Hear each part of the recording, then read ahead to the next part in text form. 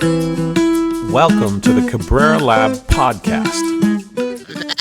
Hey, What's up? how are you? Today is another fun day. Yes, it is. If you're- I know what we're talking about. We're going to do what we did with vision. We're going to talk about the 7 checks. Yep. Sort of mission. Yep, 7 checks of mission that are, we think of them as like litmus tests, criteria for a good mission. We're also in the context of doing that, we're going to show people the difference between a vision and a mission. Yes. And how they're related. Absolutely. Now there are 7, so it's going to take a little while, Yeah. but it'll be worth it. Right? Some of them are very similar to the ones from mission. That's from vision. Yeah. See, you're even getting They even sound the same. So. All right, are you ready? Yep. Okay, and once again, these are from the book. Flock, not clock. Flock, not clock. There will be a discount code at the end of the podcast. Yes. Because we want everybody to start thinking about their organization. Organically about their organizations. Yes. More like a flock than a clock. Well, then all these words have common roots, right? Organic, organism, organization, organelle. They all have common roots to them. That's right. So So we should understand that, because I think we think of organizations mostly like machines, yeah, like clocks, and that is a bad metaphor. it's a fallacy. It is a fallacy. Yes. If you remember, a vision is a binary future state, intrinsically motivating. A vision should be short and simple. It should be measurable, and it lives in the hearts and minds of everybody. Yeah, and those are the checks. So those are like litmus checks. You can check a vision that exists to see whether it's well designed, and if it fails any of those tests, or sometimes we'll rate them 1 to 5, Yes, right? And wherever you are, you know where your vision or mission is weak, and where it needs to improve. Or the litmus checks can be used to design a new vision or mission. So you can kind of like renovate the house that you have, or you can build a totally new house depending on where you're at organizationally. Yes. And these are like the codes that tell you how to build a vision or a mission. And we got to meet code. You got to meet Or your codes. house is Yeah, but they're unsafe. not ridiculous codes. They're like really important codes, like make it so it doesn't fall down. The first check for mission is that a mission is actions done repeatedly. Yeah, that's really important. Like we sometimes say, a vision is a seeing statement, and a mission is a doing statement. A vision is seeing something in the future, ready state, that you're going to try to achieve. And a mission is something that you do, most importantly, and that you do repeatedly. You do it over and over again. So think about when we think of missionaries, what do? They go out and they convert the unconverted. Yes. And when they're done doing that, they do it again. And when they're done doing that, they do it again. So they just go up, hey, are you, whatever religion I'm trying to convert you to? No? Oh, okay. Well, I'm going to focus on you. Mm-hmm. Oh, you are? Okay, thanks. Have a good day. I got to go to the neighbor and see if they're, So that's a repeatable mission that you do over and over and over again. And why are you doing it over and over and over again? To incrementally achieve your vision. Right. Right. So you're doing something over and over again, repeatedly, to achieve your vision. Right. Now, this is a mistake people make all the time. They confuse vision and mission. And one of the easiest ways to distinguish them, there's lots of ways to distinguish them, but one of the most easy ways to distinguish them is one is a seeing future state, and one is a doing present state. Right. Right. And it's repeated doing, not just doing one time, doing repeatedly. It's the pattern of doing. Well, and that's a great segue into check number 2, which is that the mission brings about the vision. That's right. Right. And so if you take your convert the unconverted, which could be the mission, then the vision is the world converted Yes. to whatever religion you're thinking of. Yeah, and that's important because sometimes people can come up with a vision that meets all the checks, and a mission that meets all the checks except for number 2. And the only problem is, for all intents and purposes, you have a really well-designed vision and a really well-designed mission. They're just not coupled. They're not connected. Right. So doing this repeatedly won't bring about this. It might bring about something else. It's coupled to something else. If you do something repeatedly, it's going to have some emergent property usually, but it's not inherently connected to this vision. So what we want to make sure is that you have I sometimes think of it as a mission vision. I know, like mission vision, like really fast, like mission hyphen vision, because they're really super interconnected. Yes. We call that coupling. They need to be coupled. And that the second check is about making sure, doing a little test that says, if I do this repeatedly, will that bring about this vision that we want? So one of my favorite slides that we use in class, because I like cute little furry things, is this one with all these different types of bunnies. Yes. And we're talking about that the vision of nature is biodiversity. Yes. And so then what we use the slide for is to say, well, if this is the vision, what is the coupled mission to that vision? Go forth and multiply. Right. So we can program into every organism, go forth and multiply, essentially. Like just go, mate and recreate yourself.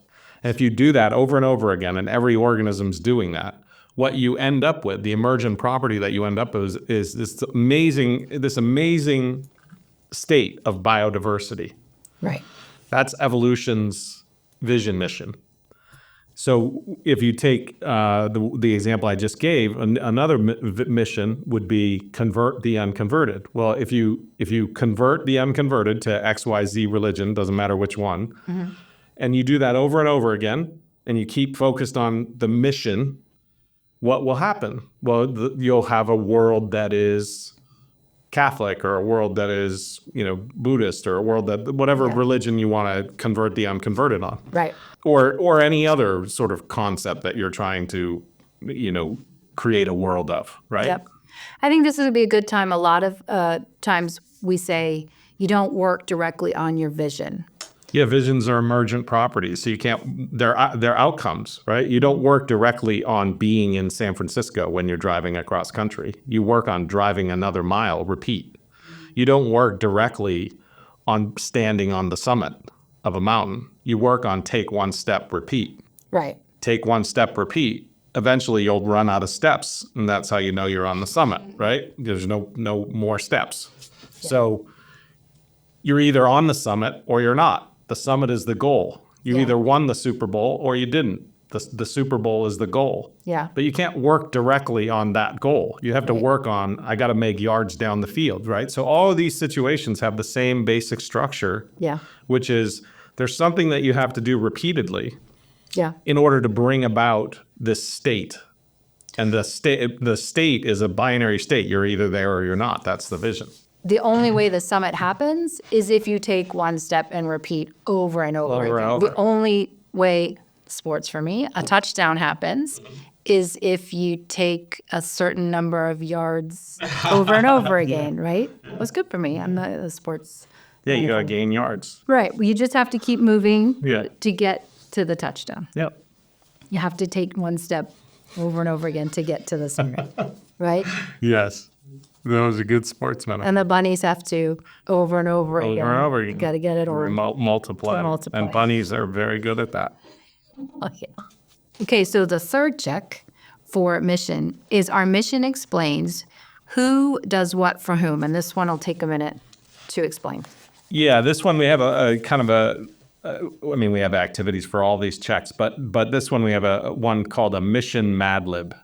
But a Mad Lib is just like a sentence that has some blanks and you fill in the blanks, right? So mission Mad Lib is the mission tells someone or some people what to do something. And this is kind of what we think of as the core of the mission, what you're doing repeatedly. So to repeatedly do something in service of someone or something. This is your customer, essentially. It usually is a customer, but it also could be like, you're trying to save the Yellowstone Plateau or something like that. To bring about the vision. So then we have to just fill this in.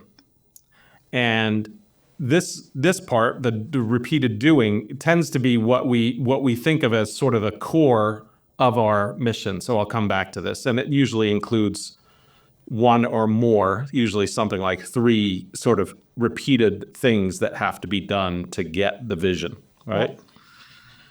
Now, the big mistake that people make is they don't think about these 2 things, these 2 blanks, right? And this is essentially your customer. So this gets into value, who you're doing it for, what they care about, all that kind of stuff. It makes sure, it ensures that your mission is customer-centered and value-centered, right?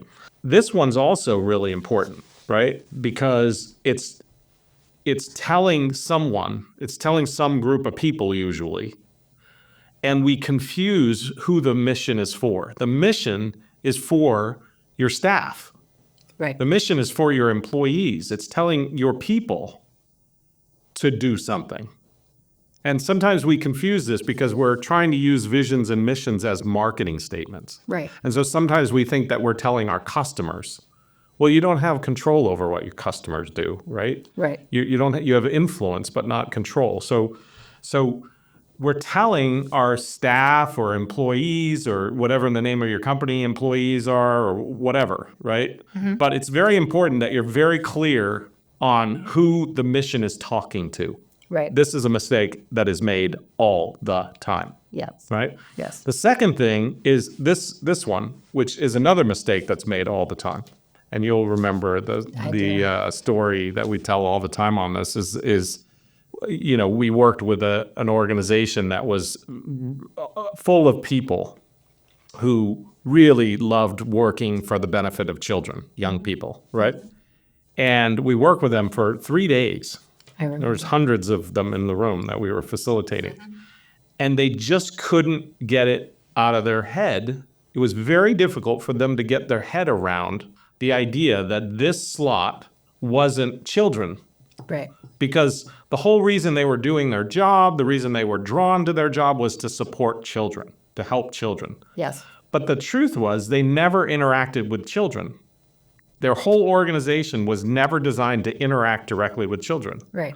Their organization was designed to interact with people who served children, who helped children. So parents, teachers, nutritionists, all kinds of drivers. Yeah, all those kinds of people.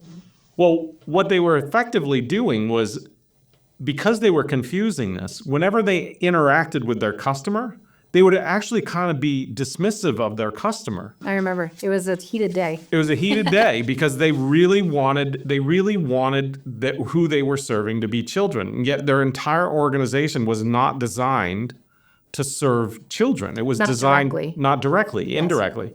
So they were confusing who their customer was and what the value that they were providing to their customers. So it's very important that in figuring out your mission, you know who it's telling to do something, what it's telling them to do, who that action is in service of, and that it is tied to bringing about your vision. Those are the most important parts of that. Yes. And I think one of our clearest examples actually in the book is around MyFitnessPal. The mission tells staff or employees to facilitate and motivate healthy behavior repeatedly in service of users to bring about living healthy as the new norm. And that, for them at the moment, was so crystal clear. Yeah, it was amazing. And remember, we had this conversation. We had the conversation. When you do this with people, you have conversations about each one of these slots. Each one of these slots is a conversation. It is. It's really important. And this one is kind of once you make clear who the statement is for, who it's telling to do these things, and in service of what group or function or something. Yeah. Like I said, it doesn't always have to be people customers. It could be you're trying to save a beach or something like that or whatever. And that it's tied to vision. And then this part is you need to kind of really dive into this part.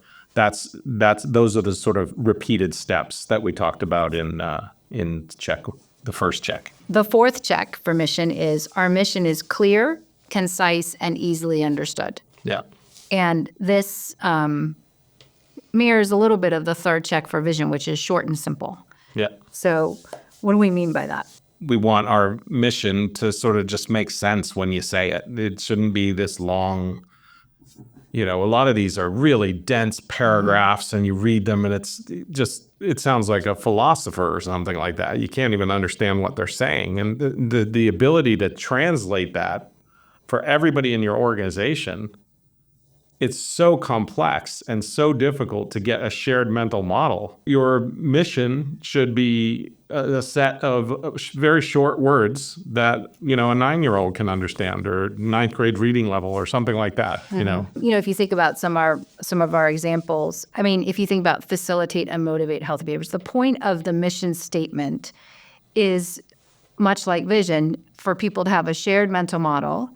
But in this case, that directs their daily work, towards the given end, which is the vision. And so when we say, concise and easily understood, the reason we're saying that is so that there's an ability for everybody to remember it, to build the same mental model, and to be able to share that mental model about what their daily work is. Again, all this complexity of who it's telling and what it's for and what it brings about was reduced down to a very simple statement, which was FM, facilitate and motivate for MFP. Right. MyFitnessPal, sorry. That it was facilitate and motivate. And their engineers literally use that to sort of say, we have to make it simpler. Mm-hmm. And if we can't make it simpler, we got to motivate people to use it, or both, and right. and that is a very simple thing that underlies all the engineering, all the usability, all of it. And it directed all of their work. It was a frame for their work. Yeah. We also need to be able to measure our mission. Now, this might seem a little odd because we also talked about measuring your vision. But talk about the difference between measuring your mission and vision. Yeah, you just want to have metrics. You want to tie what you're saying in words to, well, how would we know that we accomplished one of these repeated doings, right? How would we know that it's simpler? Mm-hmm. How would we know that it's motivating? Right. What metrics would we use to determine whether we're successfully completing mission moments, right? And what metrics would we use to know that we are successfully getting closer to vision, right? So there's mission metrics and there's vision metrics. And those actually help to define the mental model of vision and mission. Yes. And that's a little hard for folks to understand, that a vision and a mission is not a statement. It's captured in a statement, a verbal statement, but that's not the vision and mission. The vision and mission is the meaning, the mental model that a person builds, and the fact that it's held by everybody for the most part, everyone in the organization. Yeah, I think we should talk a little bit more about metrics, because I was thinking about, there's a little bit of a difference between the kinds of metrics that but they're both metrics, but the metrics for mission are more about to what degree are we actually executing our mission, whereas the metrics for vision is how close are we getting to accomplishing our vision, and those seem a little different. And when we've worked with organizations, one of the things that we have had long conversations about is a lot of times people realize they're collecting a lot of data and metrics that have nothing to do with their mission. Yeah, great point. There's numerous old sayings in sort of research and evaluation and those fields of like measure what matters. Mm-hmm. Just because you can measure it doesn't mean you should. People sort of start with this mentality a lot of times of, let's make a brainstorm list of every single thing we can measure. Mm-hmm. I would not do that. Don't do that. That'll get you like really difficult place. Yeah. I would focus on, we have a vision, we have a mission. What are the very small set of measurements, of metrics, of numbers that we care about in order to measure how close we're getting to the vision, what progress we're making to the vision, and what incremental progress are we making in the mission. Yeah. And those are the numbers that should be the most important numbers in your organization. Yes. And I would also say, I think you would agree with me, most of the organizations that we work with, when we get to the moment of trying to think about metrics for the mission, there's a long list. I mean, a real Way too list many of the things. stuff that they're tracking and collecting and monitoring. And when you ask them, which of these things are related to executing your mission, they have a moment. And I will say sometimes they will get rid of 2/3 Yeah. of the kinds of things they're tracking because they realize they're not actually, it's not helping them to measure things that are not directly measuring That's right. mission to bring about their vision. And so they realize that they're putting a lot of energy and a lot of time, even like FTE, in doing things that are totally unrelated to what they're hoping to accomplish. Yeah, I think all of this really taking some front end time with building a super coherent vision and mission is predicated on a very simple idea of like less is more. And I've always loved the apparently somebody asked Michelangelo, when he did the statue of the David, because the David is such a remarkable statue. They said, how did you come up with this masterpiece? And he said, it was easy. I just took a block and chipped away everything that wasn't David. And I think a lot of the vision, mission, design process is simply like really chipping away everything that isn't your organization and just getting down to the absolute essentials of like, where are you going and how are you going to get there? Like, where are you going and what are the repeatable steps that you're going to take to get there? Yeah. And let's get everybody on the same page. This episode is sponsored by Training Camp, the ultimate online spot for building the mental fitness that drives personal and professional change and success. At Training Camp, you'll have access to the science and practice of thinking with personalized thinking assessments, tiered training, and best of all, practice that improves skill.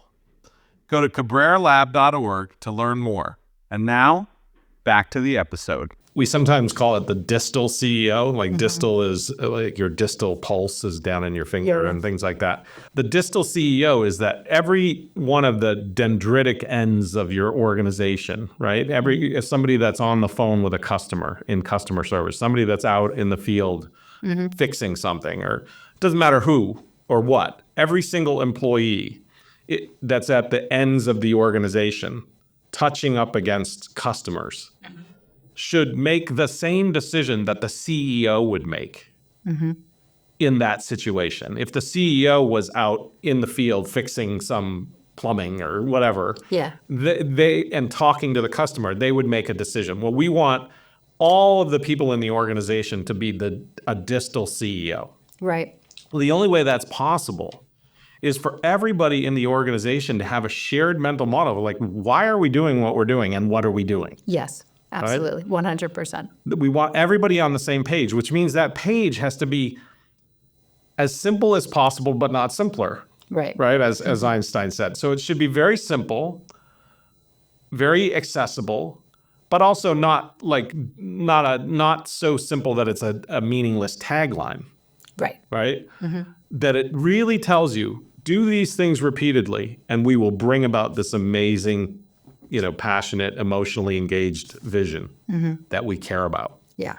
Yeah. And if you do that, you'll have people making micro decisions every day based on that lens. Yes. Because they will have that vision and that mission, and they'll say, God, I'm in this situation and there's all these variables and it's very complex, and how do I serve this person or this customer or solve this problem? And they'll take a CEO's perspective of the vision and the mission. Yes. And then they'll act. And there's no other way to create that level of adaptivity, that level of adaptability in an organization. Well, and also if you think about your beach ball from the last podcast, what you're saying is the ability to have those shared mental models about mission and vision means A, you're all going in the same direction, and B, you're all taking one step at a time. You're all pushing once, you're all doing the same thing inside the beach ball to make that ball move towards the vision. That's right.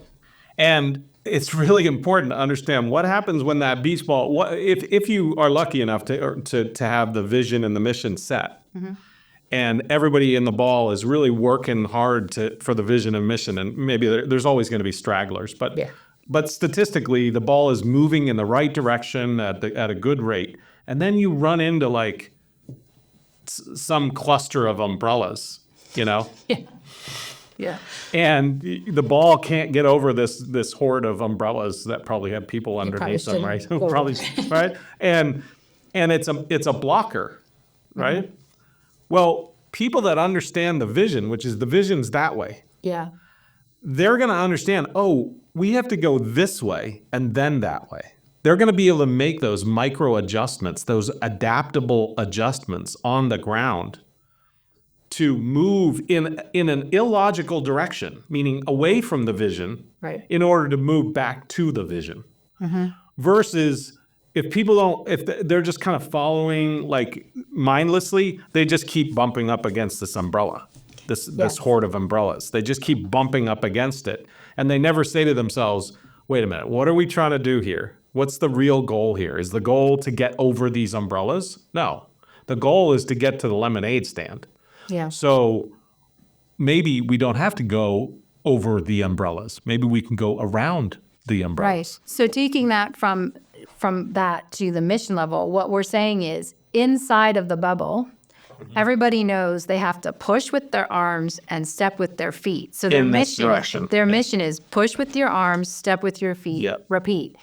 Now, there might be okay, we're going to go this way, but they're still pushing with their arms and stepping with their feet, which is their mission they have to do over and over again. And it makes sense why we're going in the wrong direction for a small little bit to course correct around an obstacle, right? So it just, people have the big picture of what's happening, and they also know what to do to bring that about.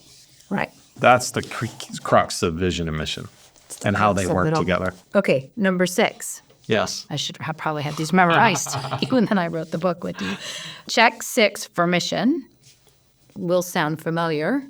We ensure that our mission, that our mission lives in the hearts and minds. Yeah, same thing. A vision and a mission isn't a statement. It's a mental model. It's a mental model that's held by humans.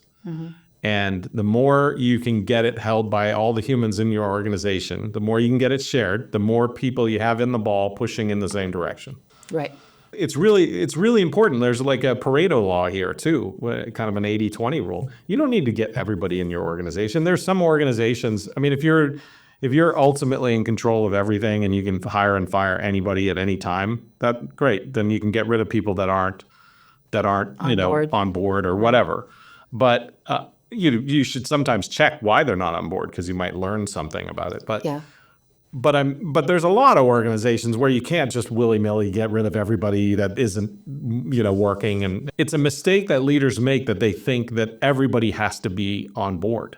Because of the 80-20 thing? Because of the 80-20 rule, right? So again, just think of that beach ball. If I get 60% of the people pushing in the right direction and 40% of them are sitting and doing nothing, the ball's going to move. Right. Right? And they're coming with it. And they're just going to come with, right? So you can it gives you kind of liberates you to be like, I don't have to have perfection here. We're not seeking optimization. We're seeking satisficing. That's loving reality. Reality satisfies, it doesn't optimize, right? So it just gives you a little bit of an understanding of, I don't have to have perfect adoption. Yeah, perfect adoption. Yeah.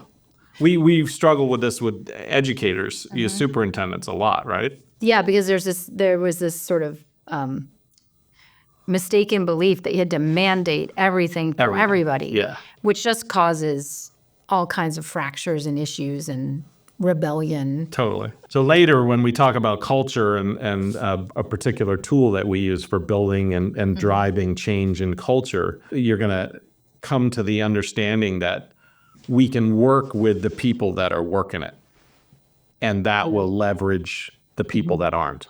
And there's lots of things we can do to kind of change the dynamics of those 40 that are sitting, right, while putting all of our energy into the 60 that are pushing.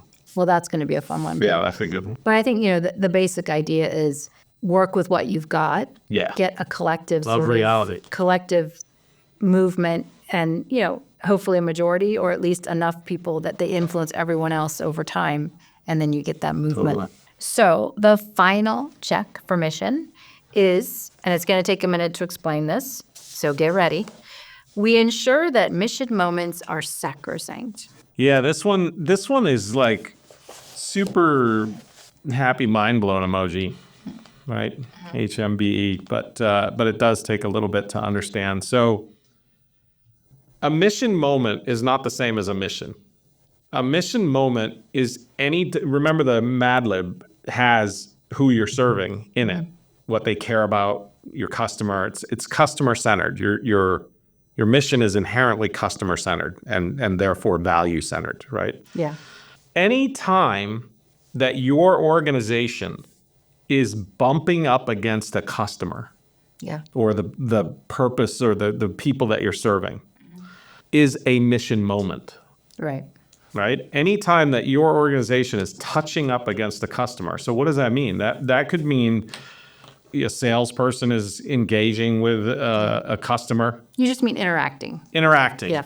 Well, but I say bumping up against because it's important to distinguish. When we say interacting, we think all those times are somebody in our organization is interacting with somebody who's in our customer. Oh, Right? okay. Your organization could be bumping up against a customer at 3 a.m. in the morning, and there's no one in your organization that is talking to that customer. That customer is visiting your website. I see. So anytime that they're literally like interacting, touching up against Yeah. whatever. Your organization could be bumping up against your customer with their reputation at a barbecue and word of mouth. With your reputation as an organization, your brand, right? Your brand is what people say about you when you're not around, right? And so anytime you're bumping up against your customer is a mission moment. Yeah. So anytime you're bumping up against your customer is a mission moment. That's different from a mission statement, which is the XYZ in the mission Mad Lib, right? Right.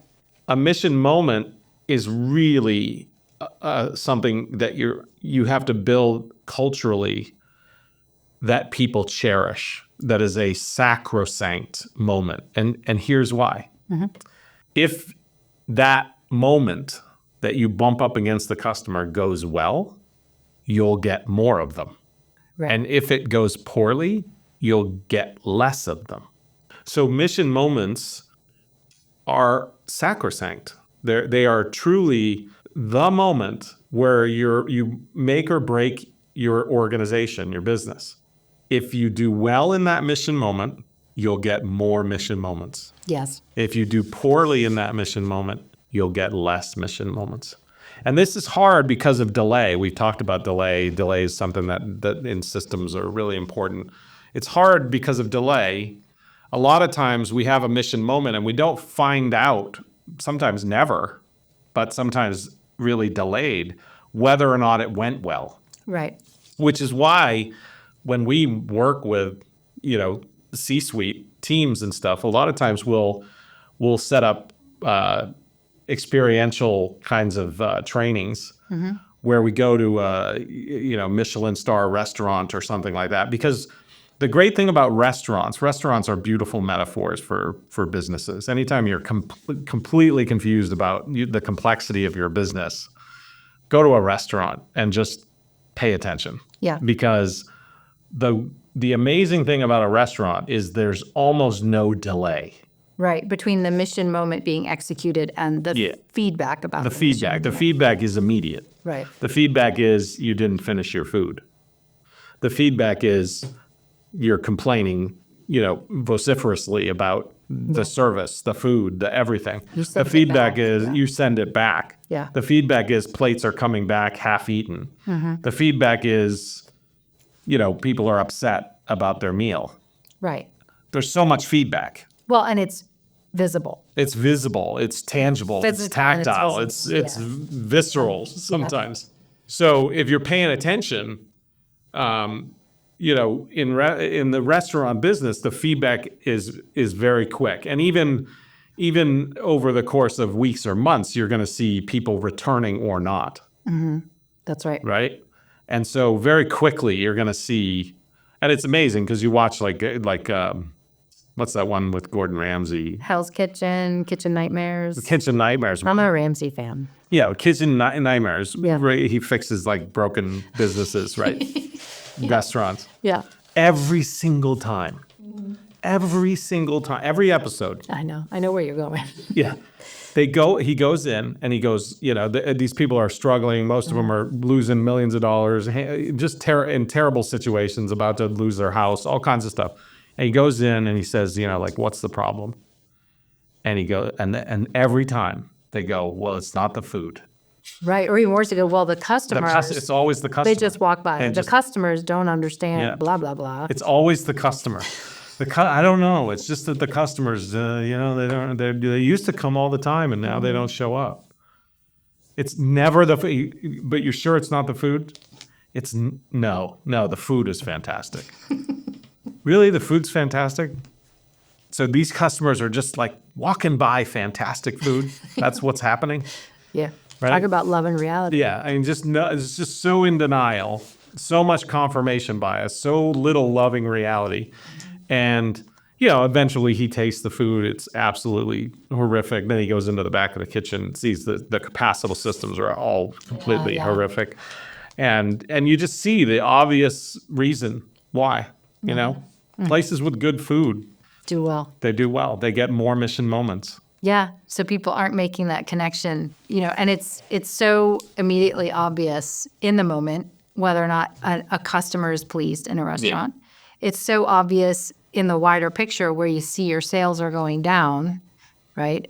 So that's why every time they're interacting with a customer should be precious. It should be the most important thing that they do. And as we get into capacity systems, which drive mission, capacity systems give you the sort of energy to do mission, or the things that you need to accomplish your mission. What you'll see is that all of your capacital systems that matter will oftentimes touch in the mission moment. Right. They'll all be coming together to make that mission moment go well or make it go not so well. Right. And it's a simple equation. You do, like in a mission moment, if you do well, you'll get more. Yes. And if you do poorly, you'll get less of them. It's a very simple equation. And that's why mission moments are sacrosanct. Well said. Well, you've done a lot here. You've also sort of given everybody a preview of where we're going, which is capacity and the systems of capacity. But let's recap across vision and mission. I think the most important things people need to remember, right? So the first thing is that visions and missions are different. I think you cannot underestimate how many times really intelligent leaders conflate vision and mission. Yes. I mean, you mentioned a couple episodes ago that we collect, visions and missions out in the world. We take photos everywhere we go, and we have thousands of these things. And my favorite one of all times we found in a bank, I think in New Mexico. Yeah, it was New Mexico. And it was on this beautiful poster board, and for some reason it had been like fallen off the wall or something. So it was like in a corner, kind of just sitting, and it said, "Our vision and our mission." And Alina will post it. Yeah. But it says, basically, our vision is to be the greatest, the trusted resource in financial whatever, blah blah blah blah blah blah blah blah blah. And then the mission is, we are the trusted financial resource. And you're like, so you've already arrived? Like you're done? Yeah. I mean, it just demonstrates how little people understand the difference between these two really powerful tools. Yes.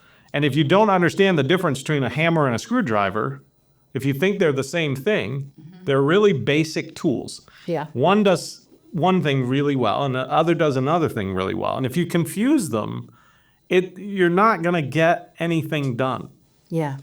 right? And people, and even the research shows that they are massively confused. So distinguishing between what a vision is and what it does, and what a mission is and what it does, what their roles are, Yeah. and how they work together Yes. is the whole point of the checks. The checks are really just to to pull these things apart, right? And then to put them together, like to relate them together, right? And so that way we have this really stable Yeah. thing that drives the whole business, this coupled vision and mission. And that's the core that we build off of. And then capacity and learning are the other functions that are going to drive that thing, that little barbell. All right. Well, I think we've done it. What do you think? I think so. I think we've done it. That's a wrap.